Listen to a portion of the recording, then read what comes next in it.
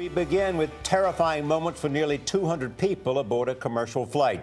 Passengers thought the plane was coming apart in midair. One took this photo of a crack in the cabin wall. The American Airlines 757 left San Francisco yesterday bound for Dallas, but just an hour into the flight, the crew was forced to turn around.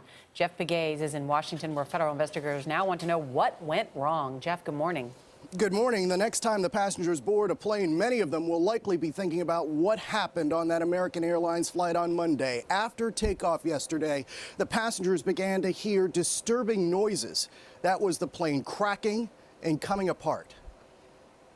We do have a potential problem in the back, and I'll get back to you in a sec.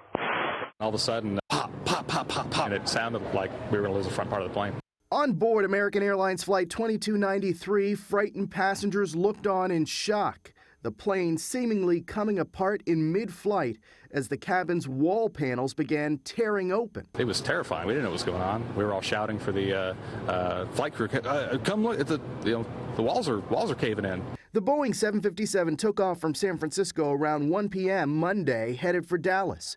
Shortly after takeoff, witnesses on board described the body of the aircraft shaking violently as interior panels on both sides of the plane blew off. One passenger said nearly 45 minutes went by before the pilot decided to turn the plane around and head back to San Francisco. Again, 2293, advised intentions. So I'd like to clear the active runway and have a look at me real quick on the left and right side of the airplane.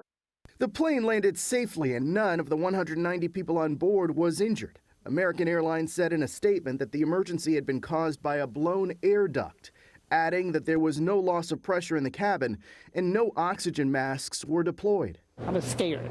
I really was. I wasn't for sure if we were going to make it, but a little prayer, we made it.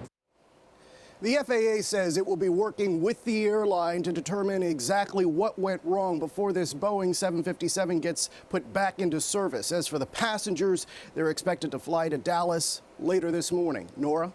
All right, Jeff, thanks so much.